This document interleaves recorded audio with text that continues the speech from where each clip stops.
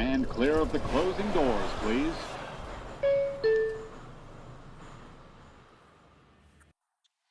What is up, you guys? The New York Mets, they're on fire. Break up the Mets. They have won their third game in a row.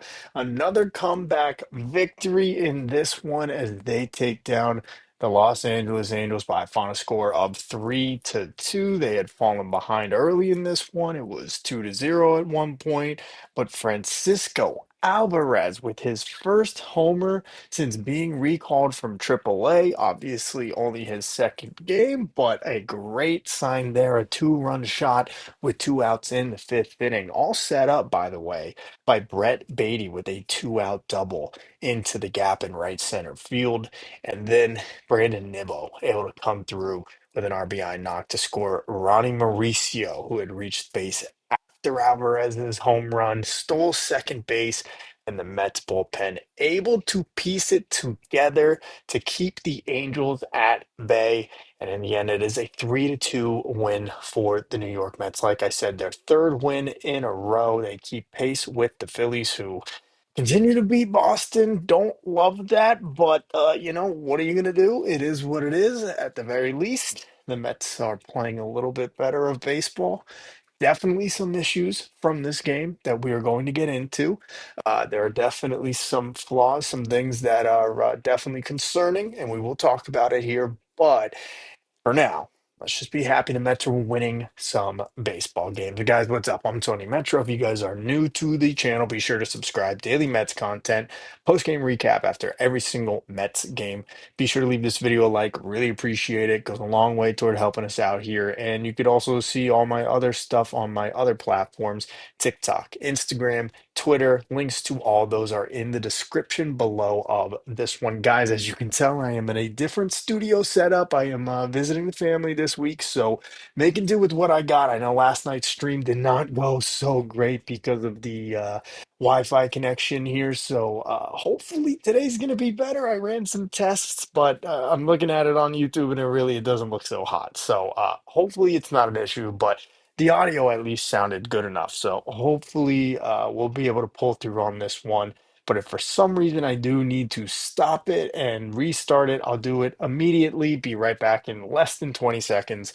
So just hang tight. But guys, a win for the Mets here, and they win the series over the Angels. They guarantee that they will not have a losing homestand here out of the gate in the second half. That series against the Reds was a pretty frustrating one. I mean, they get bruised up in Friday's game. Then on Saturday, David Wright Day, they can't get a hit with runners in scoring position. Tell me if you've heard that before, right? And then Sunday, even in the win, it's not before they end up blowing the lead in the bottom or the top of the ninth or whatever, top of the eighth inning. You know what I'm trying to get at here. Anyway, it was not a good series against Cincinnati. And I'll be honest, even the wins here yesterday and today are not the prettiest wins either. Yesterday, the Mets kind of really just beneficiaries of some really poor defense from the Angels. We saw more of that tonight. Mets not able to really take advantage of this evening's miscues defensively from Anaheim, Los Angeles. We will talk about that. That's one of the negatives from this win today, and we will get into it in a little bit here. But in the end, a win is a win is a win. The Phillies are taking care of business against Boston so far this week. They have won the first two of that series. So the Mets just need to get wins right now any way that they can. So let's get into the recap. But first, let's go to the chat. So what is up? Keep those good luck City Connect unis going, man. I don't like the connects, man. I gotta be honest. I don't. I don't. I mean, it's just nothing about it screams Mets. Come on, like the black, the purple, the gray. It doesn't work for me. But look, if you could guarantee me that the Mets are going to win more often than not when they wear the City Connect uniforms, okay, fine, I will accept it. But man, I just want to see the home whites, the white uniforms with the blue pinstripes are so perfect. The gray roads are perfect. like the original ones more than I do this year's version. But yeah, I mean, look, as long as they win, keep the City Connect uniforms coming out. So the baseball PR says Mets are back. Oh man, I'm not ready to quite say that. I mean, yeah, I said it kind of jokingly here in the beginning of the stream, but these have not exactly been the two most impressive wins by any means from the Mets here over the Angels. And I'm not here to poo-poo it. We're going to get into it. So I'll give you the good, I'll give you the bad, and then the little bit of ugly that I think we saw from tonight. So, guys, also, like I said in the beginning, if the stream quality is going down, let me know. Like I said, I'm at the mercy of however good the internet speed is here at my family's place. So let me know how it is. And if it's not good, I'll do my best to try to fix it. I know the audio should be good. The video looks great on my end for whatever reason. Going to YouTube, it says excellent connection, but it doesn't look so good from what I can tell. But this game started off in pretty peculiar fashion. It was looking like the Angels were about to put a run up on the board, but Juan Soto coming up, throwing from right field, gets the outfield assist. Beautiful throw to the plate to cut down a potential run there in the first inning. So Frankie Montas off to a bit of an uneven start. It wouldn't take much longer for the Angels to actually get on the board as they're able to get a home run from Jorge Soler in the second inning, solo shot to make it 1-0. Meanwhile, the Mets through the first four and two-thirds, just one lousy base hit. And the one hit was a blooper off the bat of Mark Vientos that really was a miscue between the right fielder and the second baseman for the Angels. So the Mets were almost staring down being no hit through the first 5 innings of this game against Kyle Hendricks, I'm pretty sure. Yeah, Kyle Hendricks. I mean, this dude, I was like, are you kidding me? The guy has a 4.92 ERA. The Mets can't figure out how to get to Kyle freaking Hendricks. And then all of a sudden, 2 outs in the fourth with the Mets trailing 2-0. Brett Beatty coming through with a double into the right center field gap. And then Francisco Alvarez, despite starting that at bat down 0-2, was able to work it, I believe, to 2-2. It might have been a 3-2 pitch. Can't exactly remember right now off the top of my head, but fouling away pitches. Even had a call that I think might have went against him for a strike in that at bat. And then pops a two-run homer over the Great Wall of Flushing in left field, those original walls out there when they first built Citi Field back in 2009. Wow. I mean, that was freaking awesome. And you saw him running around the bases, man, with that big smile, and he was juiced, as you can see right here on your screen now. Awesome to see. And I said it yesterday after the game. Alvarez was able to draw 2 walks. He had the double in the right field that really probably should have been caught. And I would say the catch expectancy on that one is like 99%. But it was nice to see him going the other way. And even in the one out he made on Monday night, it was a ball that he hit up the middle. They just were shifted there. But Alvi coming through with a two-run shot to tie this game with 2 outs, and the way he worked that at bat is such a great sign. I did not realize this. Howie Rose actually said it on the call when I was listening on the radio, and then I'm going to get back to the chat. Don't worry, not ignoring any of you guys. But Howie said during the time that Francisco Alvarez was in AAA, which was about 23 games, Luis Torrens and Hayden Singer combined to hit 192 with just two extra base hits. So I cannot tell you how huge and how big it would be to get Francisco Alvarez hitting the way that we all expected that he eventually would as a big leaguer, or even close to what we were expecting, because those numbers are simply just not acceptable from Torrens and from Sanger. And it's basically what you're going to get out of a backup catcher. But if Francisco Alvarez hasn't really figured it out, if that time in AAA really did do him well, and he's going to start hitting the way he has been, and at least taking the approach to the plate that he has been these first 2 games back at the big leagues, wow, that is huge for this Mets team. Let's go back to the chat. John Talento, LFGM. What's up, John, my man? How's it going? Good to see you. Roy Batty wins. A win is a win, 100%. Roy, I am with you, man. I will never, ever, ever say that a win is not a good thing, but we can definitely dissect it a little bit further and get into some of the nitty gritty details of it. That's what we do here on this channel. Absol says, what's with our big bats? Lindor, oh, for the last 30. Yes, so that is part of it. You jumped the gun, Absol. Yes, that is part of some of the stuff that we got to talk about. So I'll jump into it actually now, right after I finish your comment here, Absol. But Soto, one for last 15. Alonso, two for last 33. Now I'm going to win more games with these guys slumping like this. 100% that was on the docket here for me as far as what I wanted to talk about in terms of their struggles. Let me go real quick. Jose Lopez Moya. Well, the Mets won despite leaving men on base and not taking advantage of the Angels' miscues. Exactly. You both just perfectly walked me into what I wanted to talk about. So we know Alvarez, the two-run tying homer in the fifth. Mauricio with base hit, steals second. Brandon Nimmo brings them around. So the Mets just making it all happen with two outs there in the fifth. Bullpen holds strong the rest of the way. Even Ryan Stanek, despite giving up two hits there in the ninth, able to hold firm and get Mike Trout to pop out there with the potential tying run at second base. Put it in the books. Nice win for the Mets. We'll get a little more into the pitching side later, but right now I really just kind of want to talk about the hitting because, yeah, it's a win.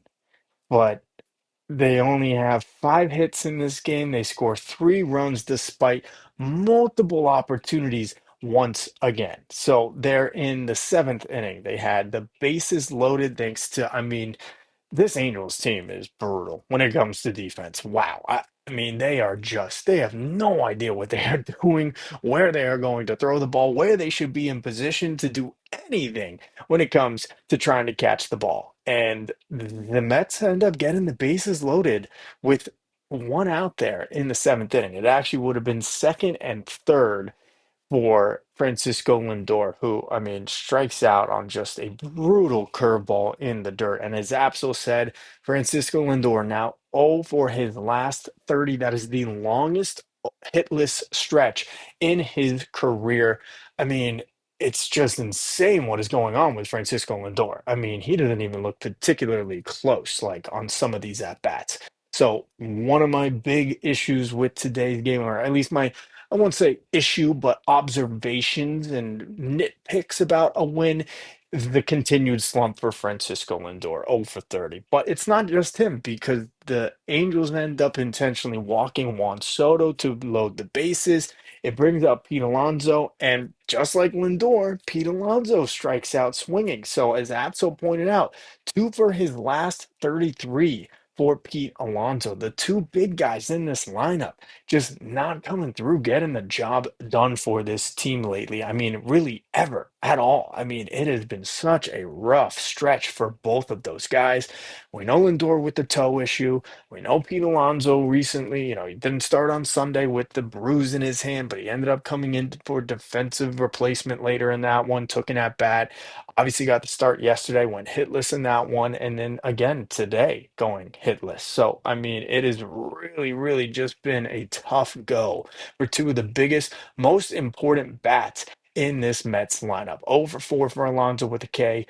0 for 4 with two strikeouts for Francisco Lindor. And, you expect the big boys to be the ones that are going to come through for you. But at the same time, it's not just them because the Mets as a team today end up going just 2 for 8 with runners in scoring position, which, if you could believe, is actually an improvement over their season numbers at 250 for the night. Well, they're at about 220, 230 for the season with runners in scoring position, and they leave 8 men on base. So, I mean, look, the Angels pushed this door wide open for the Mets to just blow the game open, and the Mets unable to cash in. And it's not going to work against better teams. It just won't. I mean, even the Reds, I would say, are a step above the Angels, right? This would not have worked against Cincinnati. We saw what their bats can do. They can string some hits together. They can hit the ball out of the yard. Cincinnati has actually got a pretty solid lineup.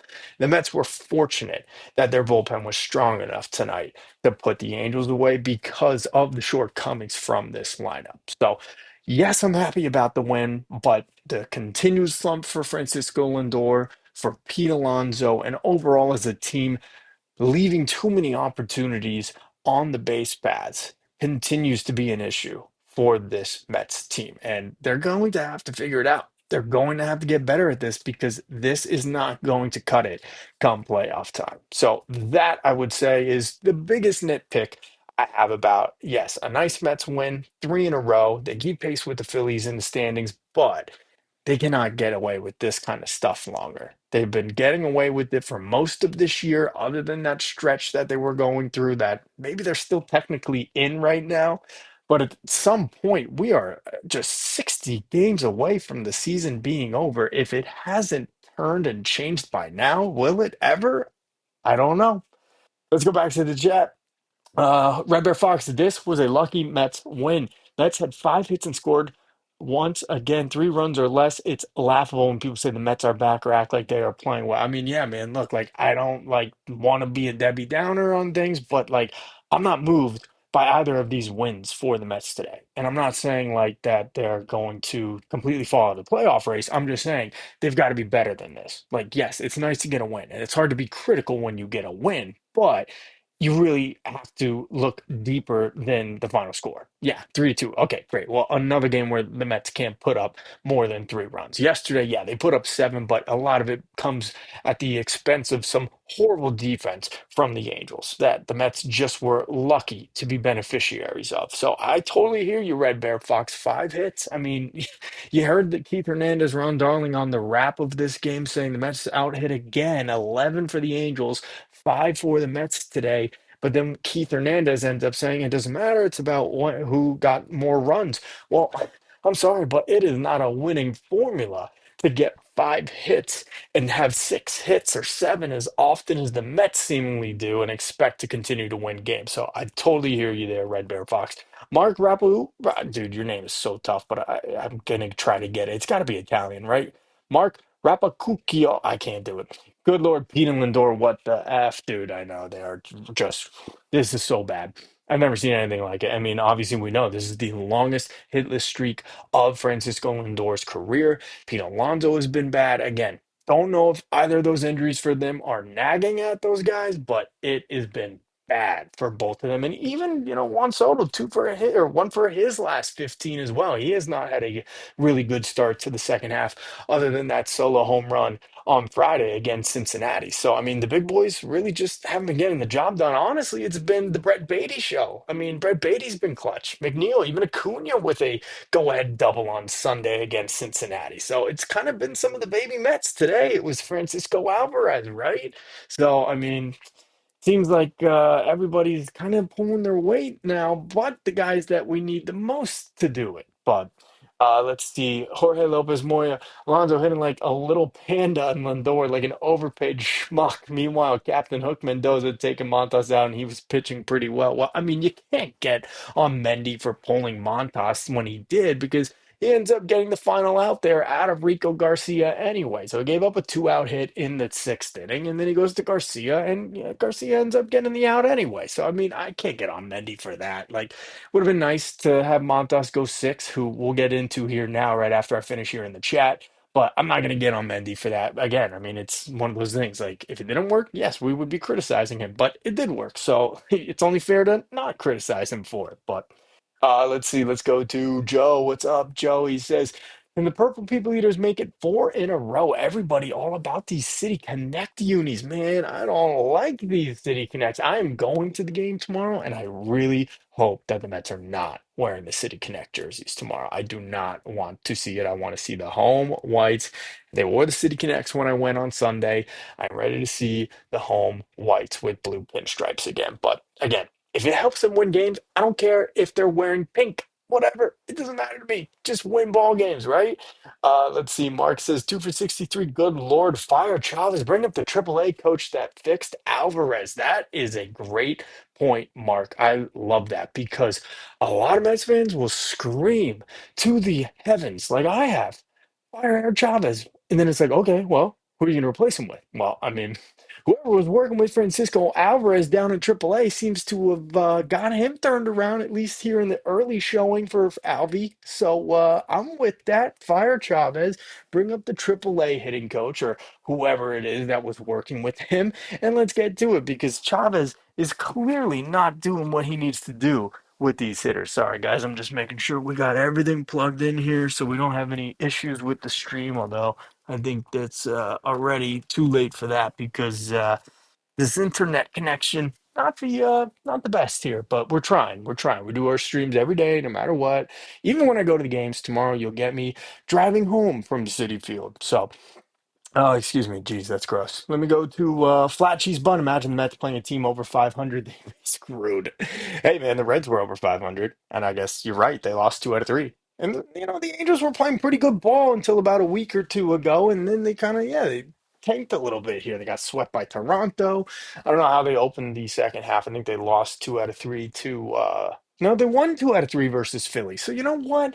Yeah, I get it. Their record, it's not over 500. But you know what? They just beat two out of three against Philly. What was their excuse? What do you think their fans were screaming? But I hear you. Yes, the Mets need to be playing better baseball overall. Five hits, usually not going to do it, especially against a guy like Kyle freaking Hendricks of the Angels. I get it. I do. I do. Let's see. Red Bear Fox says, let's not forget Alonso was terrible in May. Also, Alonso's average has gone down like 70, 80 points since the end of April. Yeah, and, we know Pete Alonso's not a 300 hitter. He was hitting like 340 through like the first month and a half of the season. And I mean, like any fan knew, any real true Mets fan knew that was not going to last the entire season. He's not that guy. I think he could be a 270, 280 guy. And if he pops 40, 45 home runs, you're more than okay with that. But yeah, it has definitely been a precipitous drop for Pete Alonso. Again, the power numbers are what is important to me.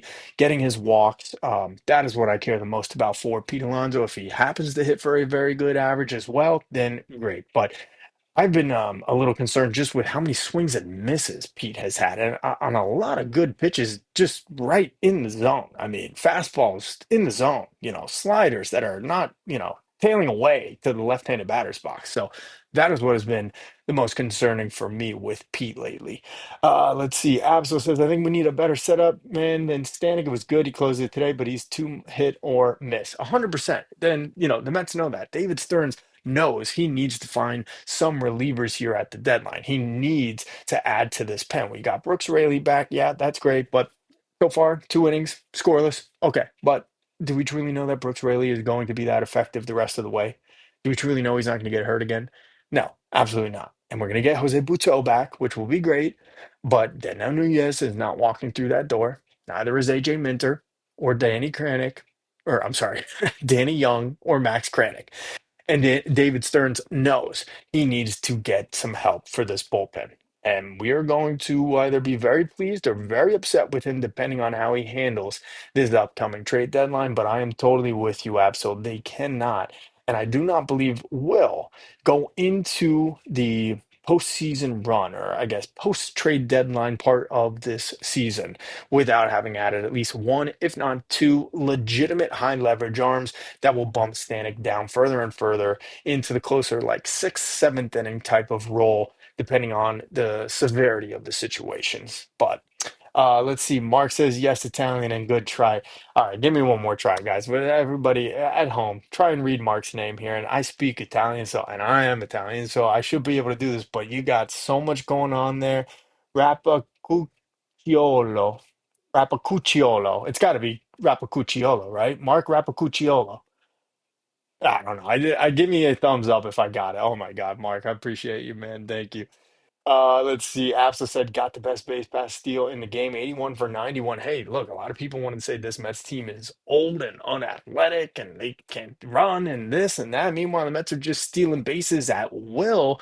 Antoine Richardson, the Mets first base coach, what a goat. This dude just has these guys timed perfectly on the mound. He has had the Mets just running rampant. It's come to the point when a runner is trying to steal for the Mets, I automatically assume he's going to be safe. And when a runner for the other team is trying to steal on one of the Mets catchers, I automatically assume that the Mets are going to throw him out. The Mets have been amazing in the running game, both sides of the ball, but specifically stealing bases. It has been really, really great to see. Yeah, crazy, crazy stuff. 81 for 91. That is like Carlos Beltran type shit, right? That is insane.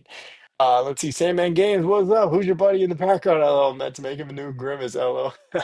Yeah, this is my little niece's stuffed animal here. So, I mean, okay, it's mine, guys. I'm sorry, it's mine. I can't fly without my stuffed animal. So yeah, there they are behind me. You could, yeah, I'm caught. I'm caught. Here's my little princess tower as well. Yeah, right here to my side that you guys can't see. But I appreciate you guys putting up with the probably low quality. Mark, my man. Okay, close enough, he says. I appreciate you putting up with the low quality stream here for this week while I'm visiting the fam. But hopefully we're able to make it work here in this new and I personally think improved studio. But let's see. Sandman says Lindor 0 for 2025. Unreal, man. Lindor's going to get hot. Lindor's going to get hot, and he's going to carry this team. And honestly, man, if that doesn't happen until August or September, fine by me, because that's when the ball games seem to matter the most. When we are going to be playing the Phillies, when we are going to be playing the Brewers on the road, and we are going to go out to San Diego and out to San Francisco, actually beginning this upcoming week. So fine by me. We're going to need Lindor and Alonso for the stretch run. If this is the worst of it from them this year, then okay. But hopefully, that big, big stretch of them carrying this team is on the horizon sooner than later. Red Bear Fox Stearns' press conference sounded like Mets fans hoping for offensive help at the deadline are going to be very disappointed. 100% Red Bear Fox. Listened to David Stearns' presser yesterday. He really seemed like he was trying to temper expectations on how aggressive the Mets are going to be at the trade deadline this year. And that gave me a lot of concern. And he basically tried to frame it as well, if we can't find people that are available that meet our criteria as far as price and fit, then we'll end up going with Sprout and with Nolan McLean out of the bullpen. And I'm like, dude, come on, no, please, what are you doing? So I'm a little concerned on that regard for sure. I'm hoping that he's kind of just posturing right now so that other teams see that and see if he'll be able to get them to show their hand a little bit here. But yeah, I'm hoping that they're going to improve the offense as well. I've been hearing more and more about Luis Robert lately, and where there is smoke, there is fire. I'm sorry, I am not buying into the Luis Robert hype. Dude is basically a Mendoza line hitter with an OBP under 300. I keep hearing all these adjectives to describe him as explosive. How about bust? Because that's what he's been. Okay. Don't cite me his last 30 games because I can go into a stretch of 30 games from earlier this year where he was playing really well. And then in between all that was 2 months of crap. So Luis Robert does not do it for me in center field. All right. Unfortunately, Cedric Mullins doesn't either. And that's probably the next best realistic option if the Mets are looking to improve the bat in center field this year. So, yeah, I don't know, Red Bear, but you're not wrong about that, man. It sounds like Stearns was trying to make sure Mets fans don't feel disappointed when Santa comes down the chimney here this Christmas. Red Bear Fox, let's see, he's talking to Jose Lopez. Every time I see you make it very hell. Oh no, no, guys, don't go, no fight, come on. James Lee Lindor needs to be sent down so he talks to the guy who fixed Alvarez. That's insane. No, man. Why don't we bring that guy up to replace Eric Chavez as the hitting coach? I think that's the move. That is the way the Mets should go about it. Fire Eric Chavez and bring up whoever it was that has seemingly fixed Francisco Alvarez, at least here so far in these first two games since getting the recall to the big league roster because man, Alvarez looks good, Lindor looks bad, and we know Eric Chavez is an idiot.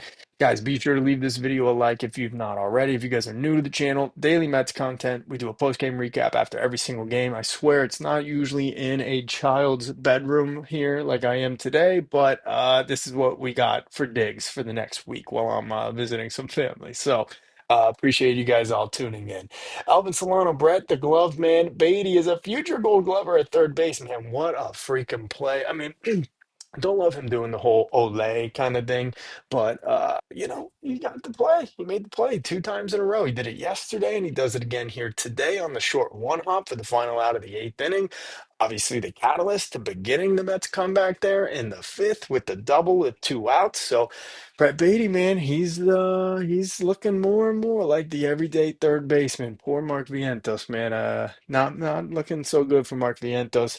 I don't know who gets traded at this year's deadline, but like I said in yesterday's stream, I don't know how you trade Brett Beatty unless you're significantly improving at another position. And I'm talking like Jaron Duran in center field or something like that. And even then, I mean, like Duran's not even having that good a year. But obviously, you look at the whole picture of 2 more years of control, former MVP candidate. But Yeah, Brett Beatty has been awesome, man. Alvin, I got to give it to you, man. You were ahead of me on this one. I stuck by my guns. I said it should be Mark Vientos. He's going to come out of it, but it's looking like it's Brett Beatty's job to lose now here and into the future.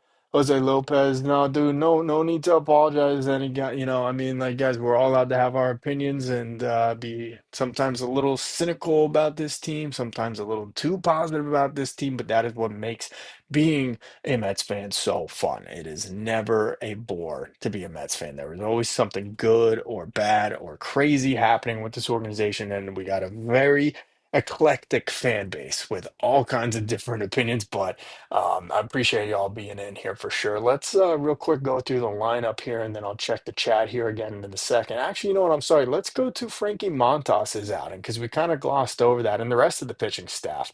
So Montas, obviously able to escape that first inning unscathed, thanks in large part to the throw from Juan Soto to get the runner out at the plate.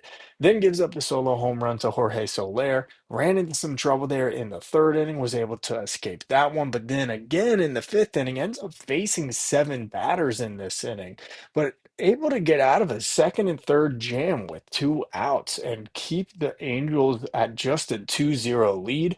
And I mean, honestly, I was a little surprised Montas went back out there for the sixth inning. I guess it largely had to do with the fact that the Mets had just taken a 3-2 lead. But Montas able to get the first two outs in the sixth before giving up his eighth hit of the game, which is, again, not a formula for success. They had more hits, did the Angels, off of Frankie Montas in 5 2/3 than the Mets had in the entire 9 innings. Not great at all. But overall, I mean, yeah, I mean, it's not the prettiest stat line, but Montas gave the Mets a chance to win by working out of some of these jams. He ends up going 5 2/3, giving up two earned runs on eight hits. He walks two guys, strikes out six. The solo shot to Soler. He ends up throwing. Let's see how many pitches did he have for this one. Let's see. For Frankie Montas. Why did they make this so friggin' hard? 91 pitches for Frankie Montas in this one. He throws 58 strikes. So I mean, look, solid work there for Montas. Again, not the prettiest start, but did enough to give the Mets bats a chance to finally wake up in this game and eventually take the lead and never relinquish it. And a big part of that was from the Mets bullpen and from a bit of an unlikely candidate, a guy that has had a crazy last couple of weeks between getting DFA'd and picked up and DFA'd and picked back up by the Mets and the Yankees here, and that's Rico Garcia. He comes in relief of Montas in the sixth inning with two outs, able to strand that inherited runner. He would go two more outs for a one full inning of outs or pitching, whatever you want to call it here. Gives up a base hit. He ends up getting pulled, but overall, an inning and one hit and two strikeouts for Rico Garcia in his return, if you want to call it that, to the Mets bullpen. And then it was Reed Garrett who came on in the seventh with a runner aboard. He's able to strand that inherited runner. Really solid performance from Garrett, who has quietly, for the most part, been looking much closer to what he looked like for the first 2 months of this season of late. So great to see there for Garrett. An inning and a third from Reed Garrett, including two strikeouts, does not allow a base runner to reach against him. And then they hand the ball off to Ryan Stanek for the ninth. And everybody get the thumbs ready. Ajita is on the way. Lead off base hit. Then he's able to get a strikeout of Renjifo. Then he gets a fly ball to right field that I'm going to be honest, I thought it was gone off the bat. I mean, Juan Soto was like 10 feet in front of the warning track, but off the bat, I'm like, oh my God, there it is. There it is. But not before getting another, or I'm sorry, surrendering another base hit to make it first and second. How Chris Taylor didn't go to third on that play was kind of a surprise to me. Doesn't end up mattering though, because Stanek faces big bad Mike Trout, who has had his number over the years. Career 3 for 7 with two homers against Stanek, but Stanek goes right after him, gets him to hit a lazy little pop out to first base, and that is your ball game. So the bullpen, wow, really pulling some heavy load here today. They end up going 3 1/3 innings pitched in relief of Frankie Montas. They allow three base hits. They strike out five batters. They don't issue a walk in this game. So what a job from this bullpen.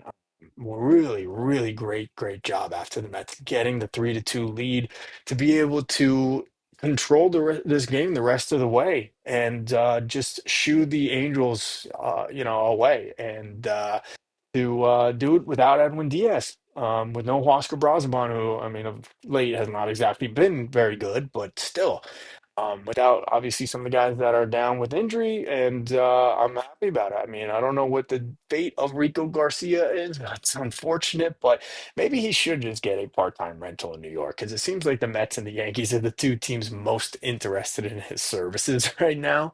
And I would not be surprised, unfortunately for him, just on a personal level, that he would be DFA'd before tomorrow's game because the Mets are going to need a fresh arm. This is just how it's been. It's like, hey, thanks for coming in, we got your number and we'll let you know. I mean, tough life, right? But Rico Garcia, we'll see. Did his job tonight for the Mets, and again, would not be surprised if he is DFA'd in the interest of getting a fresh arm for tomorrow's afternoon game, and then who knows? We'll probably see him again here down the line, but who knows? Maybe Stearns will have made some acquisitions for this bullpen by then. Let's go back to the chat over here. Jose Lopez Moy replace those hitting coaches 100%, man. I am so about to get rid of Eric Chavez, get rid of Jeremy Barnes, bring up the dudes from AAA that fixed Francisco Alvarez. I don't even care if I know their names. Just, I don't need to even see their resumes. I've seen what they've done to Alvarez. They've done miracles on him. I'm kidding. It's 2 games, but I mean, this is sick. This is sick if the Mets are going to get this type of Francisco Alvarez back for the rest of the way, right? Let's see, Jorge says, for the love of sick of God, replace those hitting coaches already. We're trying. I've been begging, man. Absolute got San Francisco coming up 8 times, I believe, away, then home. Got to put them out of the wild card picture just in case. You never know. 100% with you there, Absol. The Giants had lost 6 games in a row until tonight. They snapped that little losing streak that they were on, which I actually like because I don't like to go into a series against a team that is a big loser. Excuse me. Oh man, sorry guys. A big losing streak or is in a total rut because then it's like their opportunity to finally turn around comes against you. So I am glad that they snapped that 6 game losing streak. Let's just not let them get too hot here over the next 2 days before the Mets head out to San Francisco. But we got San Diego after that, guys, and we are just barely ahead of them in the NL wildcard standings. Let me actually pull that out real quick, but really good comment by you there, Absol, bringing up the Giants not only out there in San Francisco, but then I think they come back to Citi Field in about 2 weeks or so. So let me take a look at that. And while that loads, I'm going to go back over here to the chat. But Craig Bart Lindor, 0 for 30, joking with Cohen in the stands. I mean, honestly, man, I like that. I really like that. What that showed to me is that Steve Cohen has his players back. And we know that, and I think they all know that already, but really cool to see a little bit of levity during a really rough patch for a guy that has been so tremendous for this team over the last 2 years and really over the last 4 years, but specifically playing out of his mind over the last 2 years. Like he's human too. And I get mad at these guys like they're not human sometimes. And sometimes you gotta take a step back. And that for me was a moment like, that's pretty cool. That's pretty cool. Steve Cohen, number one, is in the front row of today's game on a Tuesday night, right? Not even a Saturday, not a Friday night. And that he's laughing and joking with Lindor, and Lindor's laughing and joking with him. I mean, to me, if I'm a player in this league and I have an opportunity to come play for the Mets or another team and the offers are the same, how could you not want to go play for an owner like that? How could you not want to play for an owner that, hey, I'm paying you $350 million, but that doesn't mean we can't have a good laugh, right? Like I don't know. That never has really bothered me when we see players, a little bit when we saw it with Acuna a couple of weeks ago, I'll be honest, but that's probably just a source subject, a sore spot for me with Ronald Acuna Jr. I do not like him at all. But let's go back here to the chat again. I'm blind. So I read Bear Fox Lindor is not a captain. During the losing streak, he was laughing and joking with opponents. He was smiling and laughing in the dugout during his 0 for 30. He's laughing and acting like he doesn't care. Man, I'm going to double down here, guys. I'm sorry. I don't agree with you on the Cohen thing today. I don't like it when they were joking and laughing with like Ronald Acuna and like when they were losing to the Phillies during that stretch. I don't love that. I'll give you that. But I think it's a little different with Cohen. I think it's a little different with, the team owner or your manager or something like that. I mean, look, like he knows he's playing like crap, but like, does that mean he should just be have a piss face on like all day, every day? Like, I don't know. I don't know. I'm not reading too much into it. Rod says Alvarez looks rejuvenated, ready to rock and roll again. Again, hitting coach, gotta go for standing runners on bases loaded. Yeah, I mean, it has just been, there's nothing else I could say at this point. It's so ridiculous how bad this team is with runners in scoring position. It is so insane how bad they are with the bases loaded. It's like, dude, their asses just totally pucker up. Like they get nervous. I don't get it. They just cannot get the big knock with guys on base. And it's everybody up and down this lineup. Like nobody seems to be able to get the job done. And I'm sorry, but to me, it has to fall on the hitting coach. It has to fall on the approach that these guys have developed, the philosophy that this team has given them, like there's something about that that I don't understand. And that's where I think it falls on Eric Chavez. So I've been on record for months saying fire Eric Chavez, and I still am. Let's see. Rod says, oh no, I'm sorry, Rod. Red Bear Fox, never would Hernandez, Ricardo, or Wright be laughing, yucking it up during a terrible losing streak or slump. That is true. It is a different game these days, guys. We see it all in sports, right? You see in the NBA, these dudes all hugging and, doing all this stuff and going out to the club after the game. Like these dudes all like hanging, like vacation together in the off season. But I understand, not the best optic. I agree with you guys in terms of when he was doing it with opposing players like Acuna or guys on the Phillies or stuff like that. That I totally agree with. Tonight, in the case of it being with Steve Cohen, I don't have a problem with that. And we don't know. I bet you it was something like Cohen making a joke, just trying to like lighten things up a little bit. Like, yo, don't go crazy like about this at bat. Like, you got this, like kind of, I don't know, something like that. But I don't know. I have no idea what he said. Maybe he said, if you don't get to sit, I'm gonna just cut you. I don't know. I don't think that's what he said. But Craig says he always goes through these slumps. Fam was right. I don't think him going through an 0 for 30 slump is indicative of Lindor's uh, what is it? Work, structure, work. I can't think of the word right now. Um, his,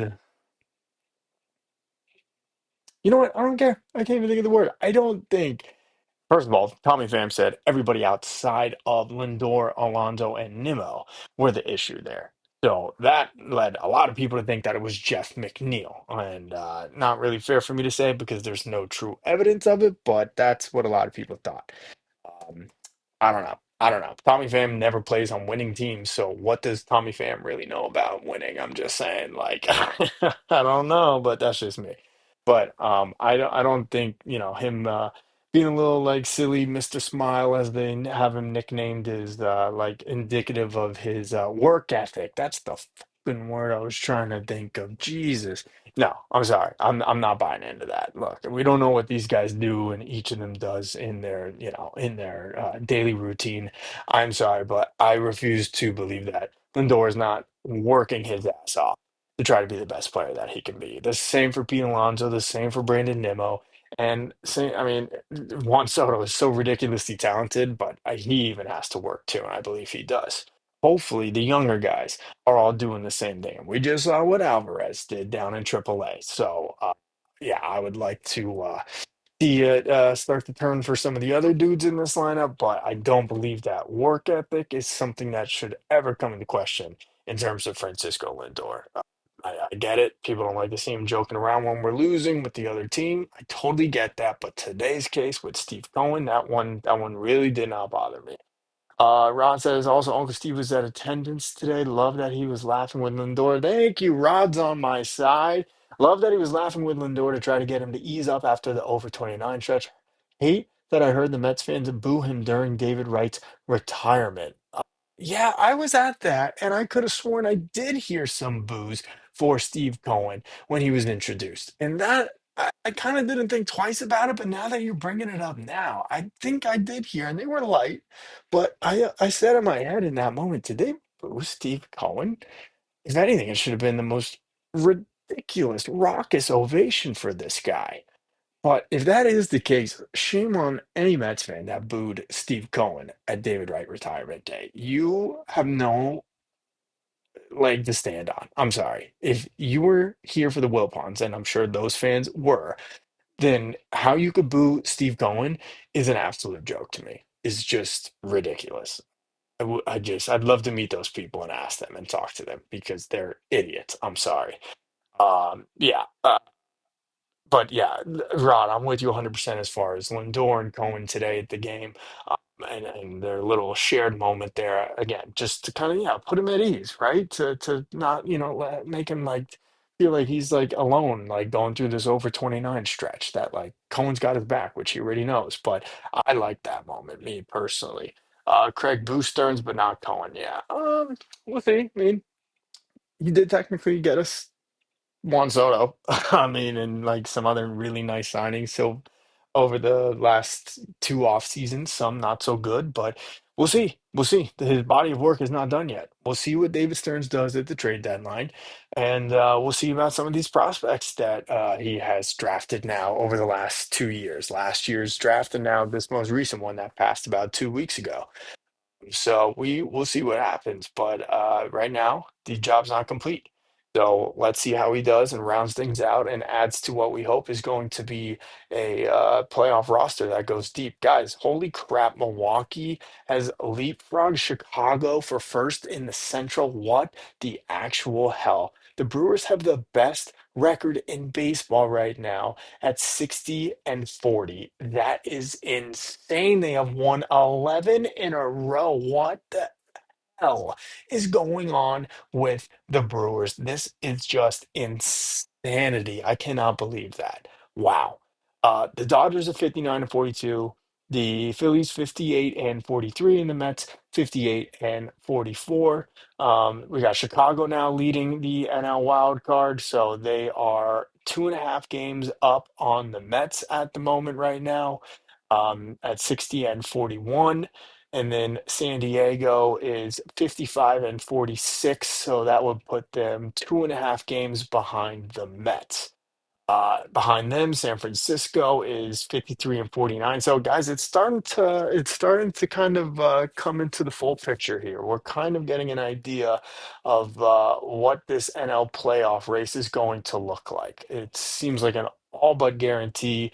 Milwaukee, Chicago are coming out of the Central, unless one of them just totally falls off. They have two of the best records in all of baseball, only separated by a half a game. Obviously, the Dodgers are winning the West. They are just a game and a half or two behind those guys. The Phillies and the Mets are fighting for the East, a half game apart. And then San Diego is 2.5 back of the Mets right now for that final wild card spot. So San Francisco is 2.5 back of San Diego. That puts them five behind the Mets right now. Then St. Louis is a half more game behind. Cincinnati is another half game than the Cardinals behind that. So it is looking like it's going to come down to the Mets, the Padres, the Cubs, the Phillies, the Dodgers, and the Brewers, and then maybe also the Giants. You can also kind of throw in the Cardinals, but I don't think they're legitimate. So big, big series, big, big West Coast trip coming up on this weekend, guys. We're going to go to San Francisco. Huge series with the Padres after that. Mets need to take care of business. Hopefully, the bats will be awake, and hopefully, they'll ride into this weekend West Coast trip with a sweep. Tomorrow, the Mets are going to be finishing up this series. And again, guys, appreciate you all tuning into the stream here. I know it's way low energy as I have to kind of whisper so I don't wake up my nieces and nephews. But hopefully you guys are still enjoying it. And again, by this time next week, we will be back in our old haunts, and I can be yelling and screaming anytime I want. But let's real quickly preview tomorrow's game. First, let me go to the chat though. Red Bear Fox, we're talking about Lindor going over 30, but truth is he hit 255 in May, 204 in June, and 183 in July. He's been bad for months. It has been bad. It's been a more than 30 game stretch for Francisco Lindor, 100%. I think most fans do realize that. But also, Lindor has been so tremendous for this franchise, so good for them for so many long, prolonged streaks for this team over the last 2 years that I'm willing to give him the rope that he deserves. I am willing to give him the leeway and not freak out about him, or at least not to him on a personal level. Yes, it's infuriating, it's frustrating, but Lindor is going to come around. He's going to be fine. And hopefully that he'll be able to finish with a really, really strong final month and a half or two of this season. And we'll be able to get to where we want to go in October. Joe says replace Chavez with Daniel Murphy. Hey, Murph knows how to hit, right? Murph knows how to teach it too, I bet. He seems like that kind of guy. He's not exactly a great play-by-play or sorry, color commentator. So maybe hitting coach would be better suited for Danny Murphy. Rod, I saw a video of Lindor when he was first drafted and doing practice throws from shortstop to first base, and holy cow, he improved. I mean, he could barely make an accurate throw to first back when he was first drafted. I will have to see that video. That is pretty cool. Um, and then you said also Boston is selling so hard. I'm not sure about that. I mean, I know they've had a not so great start out of the I'm sorry, in the second half here, they've lost now two in a row to the Phillies. Thanks a lot, Red Sox, you idiots. They are 54 and 49. They're holding the final wild card spot. I don't think Boston is selling. I really don't. I don't see how. I know they're only a half game up on Tampa, and then Texas is the game and a half behind them, behind that, and then Cleveland 2.5. So it's bunched up in the American League just like it is in the National League. But yeah, they got a chance. They got a chance to make the playoffs. I mean, even the division's not completely out of the question for Boston, though. I don't see that happening, but I can see them making a wild card run. So I don't know why they would sell. I unfortunately don't think they're going to, and that kind of hurts the Mets because they have some pieces that I'd be, I see what you're saying. I meant in the Philly series. Okay, my bad, Rod. Yeah, they are. Yeah, they're not helping us at all. Thanks a lot, Philly. Thank you. Um, Guys, be sure to leave this video a like. I really appreciate it. Be sure to subscribe if you're not already. Daily Mets content, recap after every single Mets game, including tomorrow when I'm going to be at City Field. So even after that, I'll be doing it on the drive home. But tomorrow we got Shamanaya on the bump making his second official start. It's his third appearance of the season. Really strong start to it in Kansas City right before the All-Star break. Came in relief, 3 1/3 innings pitched, 7 strikeouts, ends up getting charged with a loss on the walk-off base hit, which was lame, but obviously kind of out of Manaea's control. And then looked really solid against Cincinnati here coming out of the break. Unfortunately, did not get the help he needed from his bats in that one or from the bullpen. So he went just 4 innings in that game, and then we know the bullpen did not exactly perform up to snuff the rest of the way. So that was, I believe, the 8-2, 8-4 game with the Mets' little mini comeback that falls short in the ninth. But he will get his second start, 2.45 ERA so far this year with 13 strikeouts in 7 1/3 innings pitched. So really great start so far from Naya. What I'm looking for tomorrow, can he go a little bit deeper in the game? Can he go five, maybe even 6 innings now? It'll be his third time pitching. He had a nice little week break with the All-Star break. So I'm hoping that's going to be the case tomorrow, as long as he's pitching well. And then for the Angels, they do not have a pitcher named yet, so to be determined for the Angels. They're looking to avoid the sweep. I'm guessing they're going with a bullpen game, but golden opportunity for the Mets to round out this homestand that did not start off on the right foot. They opened the second half, losing the first two games of the series second half, and yeah, to the Reds. Runners in scoring position continued to be an issue. Bullpen continued to be an issue for this team. They come back. They narrowly escape by salvaging the finale of that series with Cincinnati, and now have kind of pulled a rabbit out of their hat with the last two games here against the Angels. So, what I'm hoping for tomorrow is a dominant 6-7-1, 7-2 win for the Mets, where the Mets bats, the big boys, explode, where we get a hit from Francisco Lindor and from Pete Alonso finally, and maybe a bomb from Juan Soto, and 6 solid innings from Sean Manaea, and the Mets head out on this utmost of importance road trip to the West Coast, where they'll be taking on San Francisco and San Diego after that. So hopefully that will be the case, guys. I will be back tomorrow for another post-game recap from my car on my way home from City Field. Hopefully, very happy, but we'll see. We'll see. I don't know. Hopefully, but guys, thank you so much for tuning in. I'm going to wrap it up here. But again, if you have not already, leave this video a like. Appreciate you all so much for tuning in. Let me say my thank you real quick. Let me say thanks to Rod, to Joe, to Red Bear Fox, to Craig Bart, to Jose Lopez Moya, thank you to Absol, thank you to Elvin Solano, thank you to James Lee, thank you to Mark Rapacucciolo. That's close enough. Thank you to Sandman Games, thank you to who else we got in here? Flat Cheese Bun.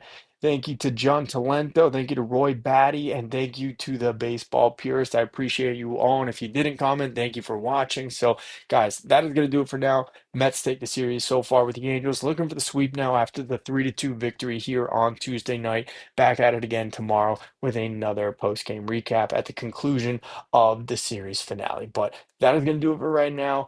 I am Tony Metro. Until next time, stay true to the orange and blue.